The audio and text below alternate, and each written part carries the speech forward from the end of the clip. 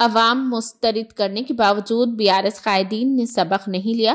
ریونت ریڈی تلنگانہ میں 12 لوک سبھا نشستوں پر کامیابی یقینی، کالیشورم کرپشن میں BRS اور BJP شامل۔ چیف منسٹر ریونت ریڈی نے الزام عائد کیا کہ کانگریس حکومت کی تشکیل کا 1 ماہ بھی مکمل نہیں ہوا، BRS نے 6 ضمانتوں کے خلاف کتابچہ جاری کر دیا ہے۔ اسمبلی چناؤ میں عوام کی جانب سے مسترد کیے جانے کے باوجود BRS کا دماغ ٹھکانے نہیں آیا۔ چیف منسٹر کل گاندھی بھون میں کانگریس کے توسیع اجلاس سے خطاب کر رہے تھے۔ انہوں نے کہا کہ گزشتہ 10 برسوں میں BRS نے تلنگانہ کو بری طرح لوٹ لیا ہے۔ ریونت ریڈی نے پارٹی قائدین کو مشورہ دیا کہ BRS کے الزامات کا منہ توڑ جواب دے۔ انہوں نے کہا کہ ٹارگٹ 17 کے ساتھ لوک سبھا کی مہم کا آغاز کرنا چاہیے۔ 17 میں کم از کم 12 نشستوں پر کانگریس پارٹی کی کامیابی ہمارا مقصد ہونا چاہیے۔ ریونت ریڈی نے بتایا کہ 8 جنوری کو 5 اضلاع اور 9 جنوری کو 5 اضلاع کے قائدین کے ساتھ جائزہ اجلاس منعقد کیا جائے گا۔ 10 تا 12 جنوری پارلیمانی حلقوں کے انچارجز کے ساتھ جائزہ لیا جائے گا۔ چیف منسٹر نے کہا کہ 20 جنوری کے بعد